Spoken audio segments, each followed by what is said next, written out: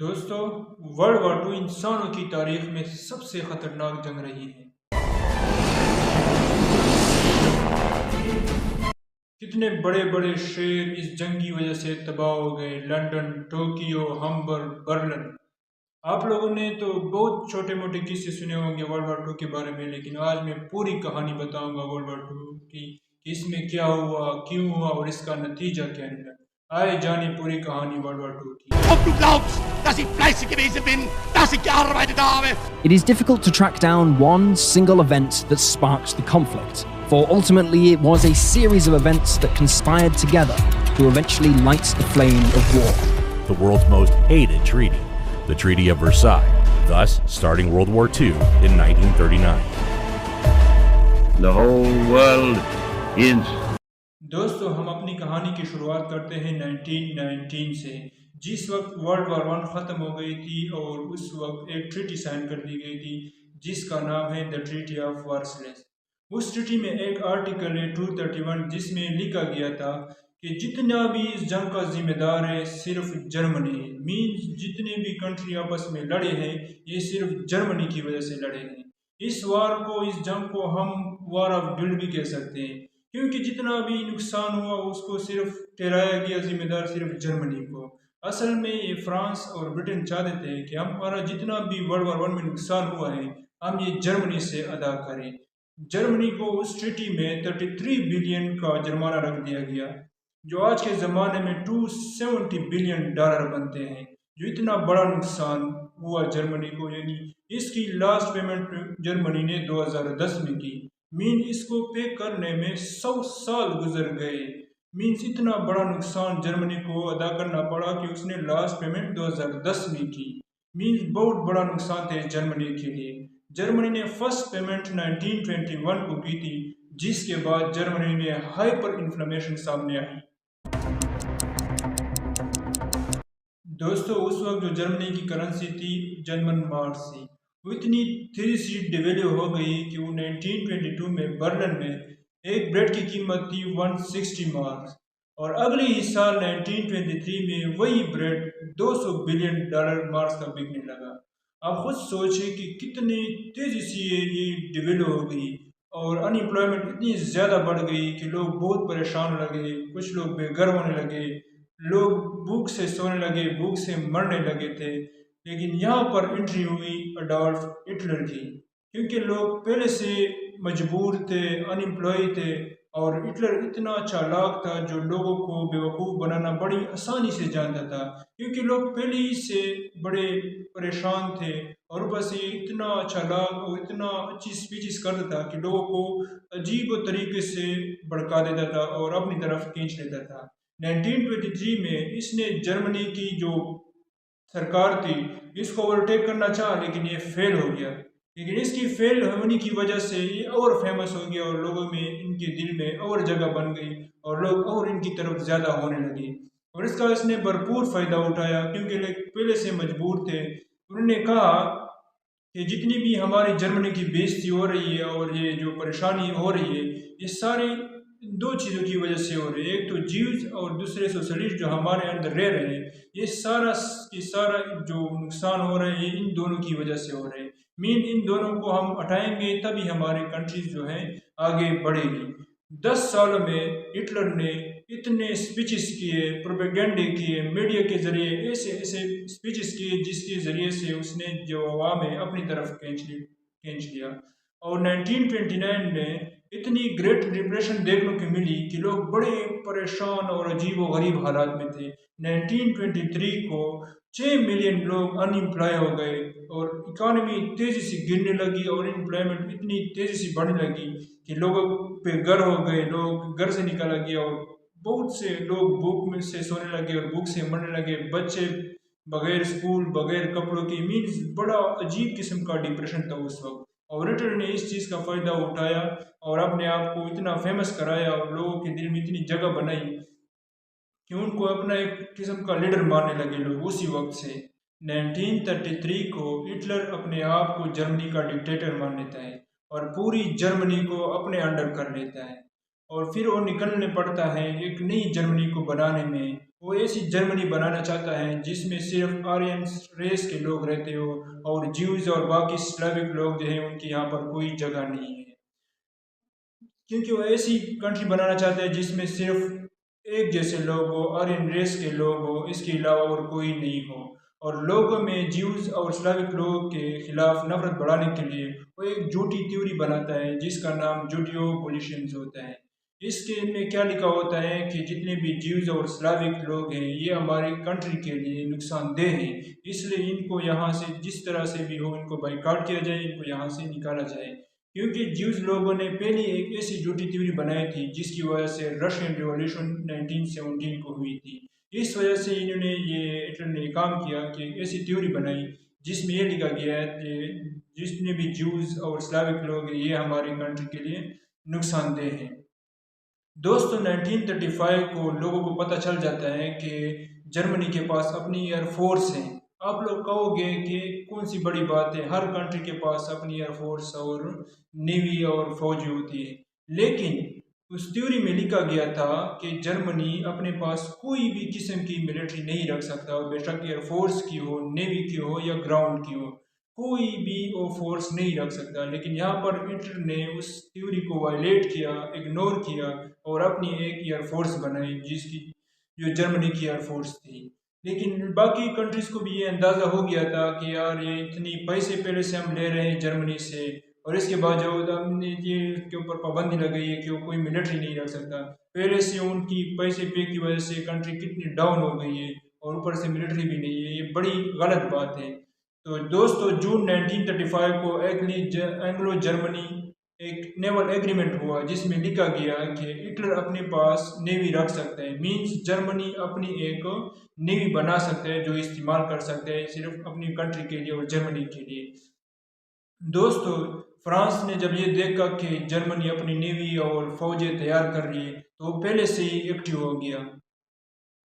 France अपनी eastern border पर 450 kilometre का फोर्टिफिकेशन खड़ी कर देता है जिसको नाम दिया जाता है द मैजिनेट लाइन। 1938 को जब हिटलर को पता चल जाता है कि मेरी अब मिलिट्री यानी फौज तैयार है तो सबसे पहले नज़र ऑस्ट्रिया पर डालता है, क्योंकि वो करीब होता है और सारी लैंग्वेज के वो चाहता था कि जितने भी लोग जर्मनी में रहे वो एक लैंग्वेज के रहे।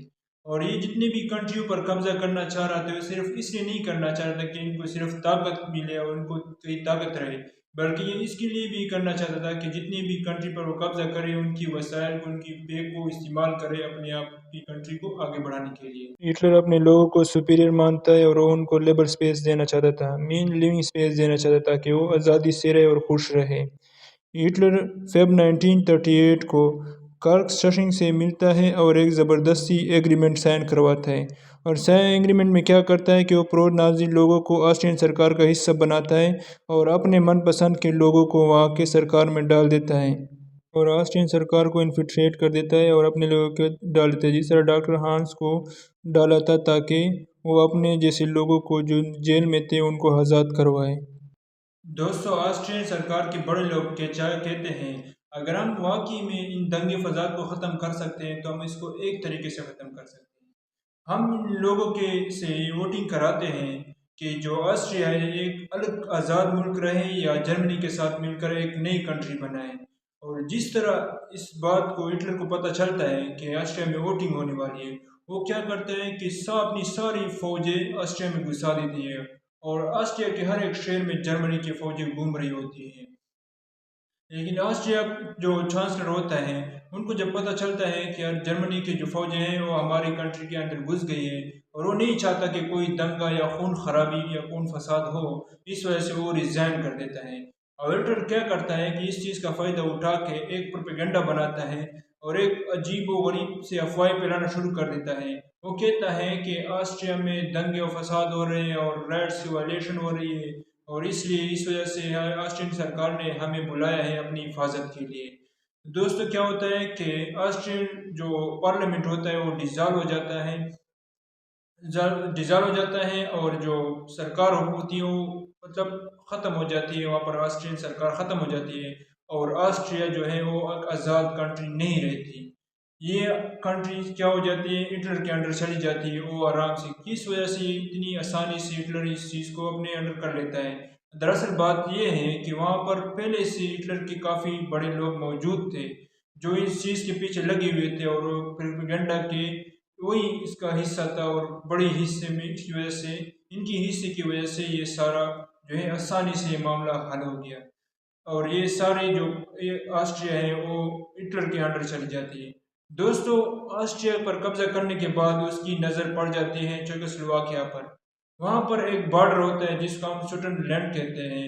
वहाँ पर काफ़ी तादाद में जर्मन लोग पहले से मौजूद थे, तो उसका ये फ़ायदा उठा के उनको अपने अंडर कर लेता है। हिटलर इस जगह को एक एक्सक्यूज़ के तौर पर इस्तेमाल करता है। वो कहता है कि यहाँ पर तो जर्मनी के लोग रहते हैं, तो ये जगह तो जर्मनी को मिलनी चाहिए। तो यहाँ पर एंट्री होती है एक ब्रिटिश प्राइम मिनिस्टर की, जो नहीं चाहता कि कोई और जंग हो, कोई और फसाद हो इस दुनिया में, तो इस वजह से वो बात मान जाते हैं और यहाँ पर एक एग्रीमेंट करते हैं 1938 को, जिस एग्रीमेंट को नाम हम यूनिक एग्रीमेंट नाम देते हैं। और इसमें कहते हैं कि यार हिटलर हमारी बात माने कि वो कोई और जंग ना करे, हम इस एरिया को हिटलर को दे देते हैं। फिर हिटलर को ये कहा जाता है कि आप हमसे वादा करो कि आप कोई और जंग या कोई फसाद पैदा नहीं करोगे, तो हम आपको इस एरिया को, आपको जर्मनी को दे देंगे। तो हिटलर ये खुशी खुशी एग्रीमेंट को मान जाता है। हिटलर को एक साल भी नहीं लगता इस मनी के एग्रीमेंट को तोड़ने में। वो क्या करता है कि मार्च 1939 को वो बाकी चेकोस्लोवाकिया पर कब्जा कर जाता है और इस पूरे एरिया पर हिटलर का राज आ जाता है। वो क्या करता है कि इस एरिया को दो में डिवाइड कर देता है और उसके बाद एक हिस्से को जर्मनी के साथ ऐड कर दिया जाता है और दूसरे एरिया के ऊपर एक नाजी लैंड स्टेट बनाई जाती है, एक पेपट सरकार बनाई जाती है जिसको नाम देते हैं स्लोवाक रिपब्लिक। उसके बाद जितने भी बड़े लीडर होते हैं वो बड़े परेशान और बड़े तंग आ जाते हैं इससे। इस समय पर विंस्टन चर्चिल ने एक फेमस डायलॉग कहा था। उसके बाद हिटलर की जो नज़र पड़ जाती है वो पोलैंड पर पड़ जाती है। वो चाहता है कि पोलैंड भी अब मेरे कब्जे में आए। इसके लिए क्या करता है कि हिटलर रशिया के साथ एक नॉन एग्रीमेंट पैक्ट साइन कर जाता है 1939 को। असल में लगता है कि ये रशिया और इन लोगों के और ये इसराइल के खिलाफ है, लेकिन ये इस वजह से कर रहा है क्योंकि इसके पीछे इसका मकसद था। वो ये चाह रहा था कि पोलैंड पर मेरा कब्जा आ जाए, और रशिया भी इस वजह से इनके साथ एग्रीमेंट कर जाता है क्योंकि वो भी इसमें से हिस्सा चाहता था। इस वजह से रशिया के साथ एक नॉन एग्रीमेंट पैक्ट साइन कर जाता है। उसके बाद ये 1 सितंबर 1939 को 10 लाख जर्मन ट्रूप्स पोलैंड पर आ जाते हैं और वो चाहते हैं कि नॉर्थ और साउथ दोनों से हम इसके ऊपर हमला करें और वो आसानी से हमारे कब्जे में आ जाए। और यही हो जाता है क्योंकि उनके पास उतना वो फौजें नहीं होती है पोलैंड के पास, और जर्मनी के पास काफ़ी तादाद में ट्रूप्स और हर तरफ से फौजें उनके ऊपर कर देती है। थोड़ी सी लड़ाई हो जाती है और उसके बाद पोलैंड पूरा हिटलर के कब्जे में चला जाता है। इस तरह बाकी कंट्री वाले ये देख के कि बड़े हैरान हो जाते हैं कि ये क्या कर रहे हैं हिटलर। हिटलर ने तो ये एग्रीमेंट किया था, इसके बावजूद भी ये अटैक नहीं रोक रहा। इस पर यूके और फ्रांस कहता है कि अगर आपने इसके बाद कोई ऐसी हरकत की या किसी कंट्री के ऊपर हमला किया तो हम आपके खिलाफ जंग का ऐलान कर देंगे। यूके हिटलर को एक अल्टीमेटम देता है कि आप पोलैंड से हट जाएं, वहाँ पर जंग ख़त्म कर दें, लेकिन हिटलर क्या करता है, यूके की एक बात भी नहीं मानता और वो जंग जारी रखता है। उसके बाद France, Australia, New Zealand, south Africa और कनाडा भी कहती हैं कि अगर हिटलर ने जंग नहीं रोका, पोलैंड से नहीं हटे, तो हम भी उनके खिलाफ इन्होंने जंग करते, हम भी उनके साथ फिर लड़ेंगे अगर वो पोलैंड से नहीं हटे। उसके बाद यूके का प्राइम मिनिस्टर चैम्बरलैंड रेडियो पर कहते हैं, A state of war would exist between us. I have to tell you now that no such undertaking has been received and that consequently. लेकिन असल में ये सब कहने की बातें होती है। इस पीरियड को हम फोनी वार कहते हैं। असल में ये वर्ल्ड वार 2 शुरू नहीं हुआ था इस वक्त तक, इसको हम फोनी वार कहते हैं क्योंकि ये सब उन्हें कहने पे ये कहा था कि हम इनके ऊपर वार कर देंगे, लेकिन दरअसल में असल में उनकी पोलैंड की किसी ने भी मदद नहीं की थी। 13 लाख फौज थी पोलैंड की, लेकिन वो जर्मनी के सामने नहीं टिक पाए क्योंकि पोलैंड की जो आर्मी थी वो बड़ी पुरानी अंदाज में घोड़ों पर और इन चीज़ों का इस्तेमाल कर रही थी, लेकिन जर्मनी और हिटलर एक एडवांस टेक्नोलॉजी का इस्तेमाल करके पोलैंड पर हमला हो रहे थे। इस वजह से उसने पोलैंड को आसानी से ही उसके ऊपर कब्जा कर लिया। उसके बाद 8 सितंबर 1939 को पूरे पोलैंड पर उसने कब्जा कर लिया। असल में यहाँ पर बात आती है कि हिटलर किस तरह मतलब ये फौजें तैयार करता, किस तरीके से वो लड़ता और मुल्क के ऊपर हमलावर होता। उसकी जो फौज थी वो डिपेंड करती थी स्पीड और स्ट्रेंथ पर, कि कितने तेज़ी से और जितनी ताकत से हम दूसरे पर हमला करें कि उनको टाइम ही ना दे कि वो हमारे ऊपर हमला कर दे या हमारे ऊपर हमलावर हो। हम इतनी तेज़ से ऊपर अटैक करेंगे कि उनको पता ही ना चले, उनको पता चलती है हम उसके ऊपर कब्जा कर चुके हो। असल में वो क्या करते थे कि नीचे से वो टैंकों से हमला करते, फिर कुछ थोड़ी देर बाद उसके ऊपर एयरफोर्स आ जाती थी जिसको लुत्फ़े वाफ़े कहते थे, उनके ऊपर हमलावर हो जाती थी और उसके बाद वो खुद हमलावर होकर उनके ऊपर तेज़ी से कब्जा कर देते थे। इनके लिए वो क्या करते थे कि वो सोल्जर को परविटीन नाम का ड्रग्स देते थे। इससे क्या होता था कि ना सोल्जर थकता था, ना उसको नींद आती थी, ना उसको भूख लगती थी, मतलब एक रिपोर्ट की तरह हो जाता। असल में वो ड्रग्स लॉन्ग टाइम में उनके ऊपर असरअंदाज होता, उनके जिस्म को नुकसान देता, लेकिन शॉर्ट टाइम के लिए उसको इतना एक्टिव बना देता था कि वो ना नींद आती थी, ना भूख लगती थी, ना प्यास लगती थी, उसको किसी चीज़ की परवाह नहीं होती। वो अंदर से बड़ा जज्बाती और बड़ा एक्टिव फील करते थे। और इसी वजह से जो हिटलर और जर्मनी की जो फौज थी वो दिन रात करके 2-3 दिन में ही हमलावर हो जाती थी और दूसरे इलाकों पर कब्जा कर जाते थे। दोस्तों, जब हिटलर पोलैंड पर हमला कर देता है तो आधा हिस्सा रशिया के पास चला जाता है और आधा हिस्सा हिटलर यानी जर्मनी खुद ले लेता है।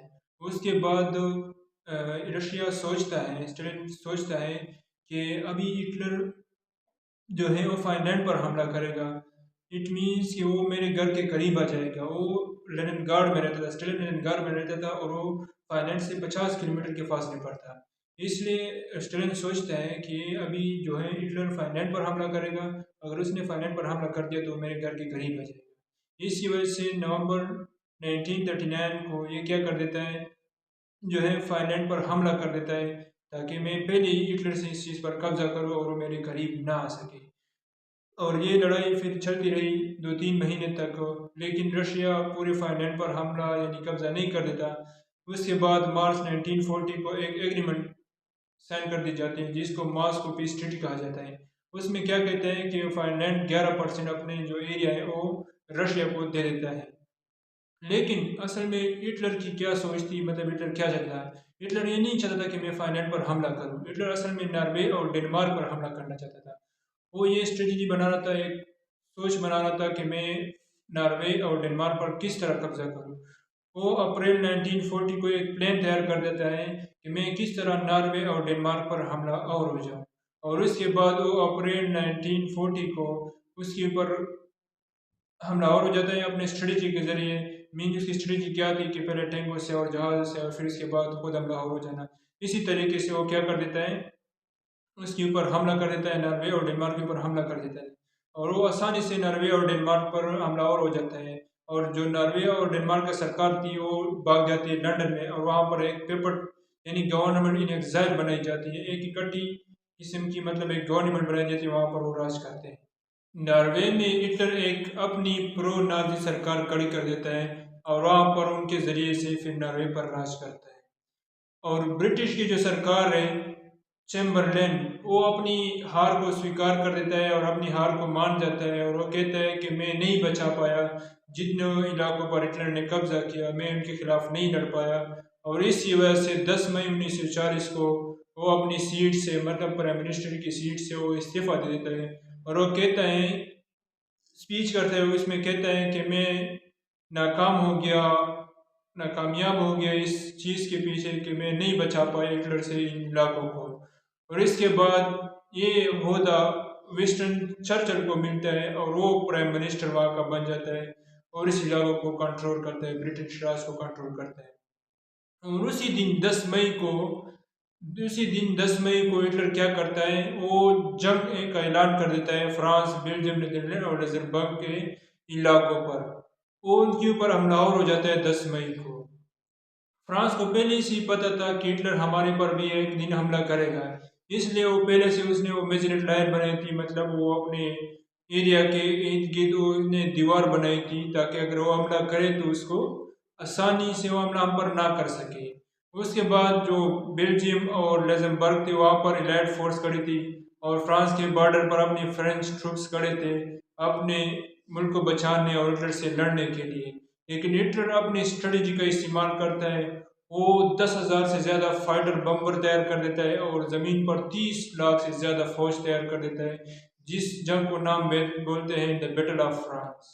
अपनी फौज को 3 हिस्सों में डिवाइड कर देता है, ए, बी और सी। वो क्या करता है, इन तीनों हिस्सों को अलग अलग काम दे देता है। बी जो पार्ट होती है उसका काम ये होता है कि वो जाके नीदरलैंड पर हमला हो और उसके बाद बेल्जियम में जो एलाइड फोर्स मौजूद है उनके साथ लड़े। और सी का जो काम था वो द मेजनेट लैंड पर हमलावर हो ताकि फ्रांस को ये पता चले कि वो हम पर हमलावर हो गए हैं। लेकिन आप लोग सोचते होंगे कि ए का क्या रोल था। ए जो था एक मास्टर प्लान था, असल जो काम था वो ए का था और सी को जो लगाया हुआ था द मेजनेट लैंड पर वो सिर्फ फ्रांस को वर्गलाने में लगाया हुआ था, फ्रांस को सिर्फ धोखा देने में कि जो है हिटलर इधर से हमला हुआ है और कहीं से नहीं हो सकता था। क्योंकि ए का जो काम था वो एक फॉरेस्ट था, वहाँ से उनको इंटर करना था और फिर इन पर हमलावर होना था। इसलिए सी को वहाँ पर पहले से हमलावर करा दिया ताकि जो फ्रांस की जो फौज है उसकी तवज्जो उस तरफ हो जाए और हम आराम और सुकून से यानी चुपके से उस जंगल के ज़रिए इंटर हो जाए। और फ्रांस की जो फौजें थी वो ये सोच रही थी कि हिटलर की जो फौज है वो कभी भी फॉरेस्ट की तरफ से नहीं आएंगे, क्योंकि फॉरेस्ट वो बड़ा अजीब व गरीब और बड़ा ख़तरनाक फॉरेस्ट था, वो नहीं आ सकेंगे।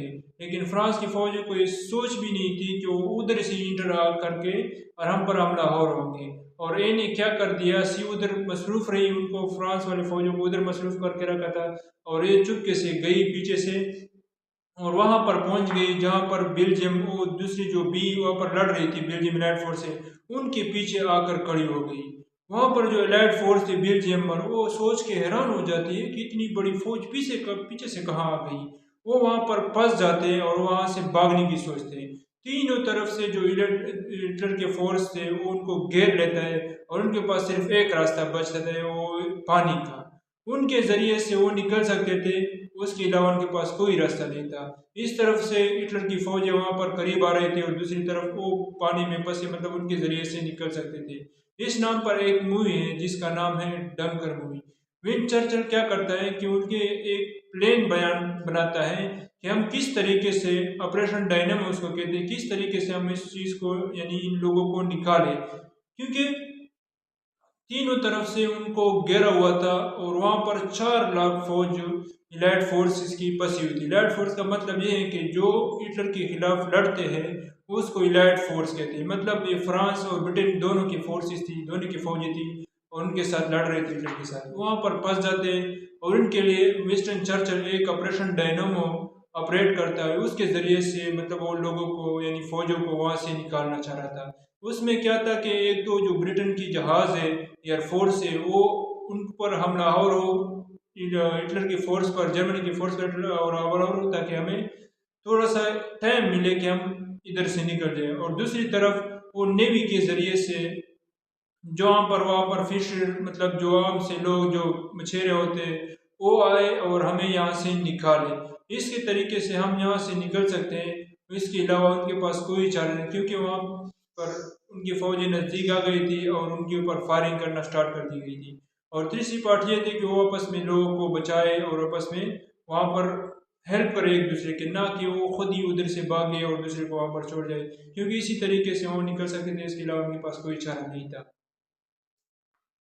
4 जून 1940 को 3.5 लाख फौजें ब्रिटेन को बचा देता है, मतलब विंस्टन चर्चिल वो 3.5 लाख फौजों को वहाँ से आराम से निकाल देता है। लेकिन इसका नुकसान क्या हो जाते हैं, वहाँ पे जितने उनके गाड़ियाँ तोप्स वगैरह थे वो वहाँ पर तोड़ फोड़ और तकरीबन काफ़ी तादाद में उनकी जो फोर्स थी मतलब जो मशीनरी थी वो ख़राब हो जाती है, जिसका ये नुकसान ब्रिटेन को उठाना पड़ता है। लेकिन वो 4 जून 1940 को 3.5 लाख फोर्स को आराम से निकाल देता है। उसके बाद 24 जून 1940 को फ्रांस हिटलर के सामने सरेंडर कर देता है, मीन्स जर्मनी के सामने सरेंडर कर देता है। और हिटलर क्या करता है कि इटली में उनका जो मुसोलिनी नाम का जो प्राइम मिनिस्टर था उनके साथ एक एग्रीमेंट करता है, एक पैक्ट करते हैं जिसको पैक्ट ऑफ स्टील नाम देते हैं। वो क्या कहता है कि इसमें हम फ्रांस और ब्रिटेन के खिलाफ लड़ेंगे, आप और मैं एक साथ होके इन दोनों के खिलाफ लड़ेंगे। और 10 जून को फिर ये क्या करते हैं, तकरीबन हिटलर के फ्रांस और उस पर कब्जा कर देता है। उसके बाद जुलाई 1940 को हिटलर तकरीबन अपने आसपास काफ़ी इलाकों पर कब्जा कर लेता है, पोलैंड, जर्मनी, पोलैंड और ये सारे जितने भी आसपास कंट्रीज थे उन पर उनका, नॉर्वे इन पर कब्जा कर लेते हैं। उसके बाद 3 कंट्रीज यूरोप में रहते हैं जो सबसे पावरफुल और बड़े होते हैं। एक तो खुद जर्मनी होता है, दूसरा ब्रिटेन और तीसरा रशिया होता है। रशिया के साथ तो उनका एक ट्रिटी यानी मीन एक पहले से एक एग्रीमेंट पीस हो गया होता है। हिटलर को उससे कोई खौफ यानी कोई डर नहीं होता कि उन पर हमला होगा। सिर्फ एक ही वजह था, वो था ब्रिटेन। और ब्रिटेन से उनको था कि हम उन पर हमला करेंगे, वो हम पर हमला हो सकते हैं। और आगे की बात हम आगे नेक्स्ट वीडियो में मीन वर्ल्ड वॉर 2 के पार्ट 2 में इंशाल्लाह हम बात करेंगे इस चीज़ के बारे में। वर्ल्ड वॉर 2 के पार्ट 2 में हम फिर बताएंगे कि ऐसा क्या हुआ कि हिटलर फिर नाकाम हो और ये सारी चीज़ें रिवर्स में चली गई और उनको जर्मनी को इतना बड़ा नुकसान दोबारा उठाना पड़ा।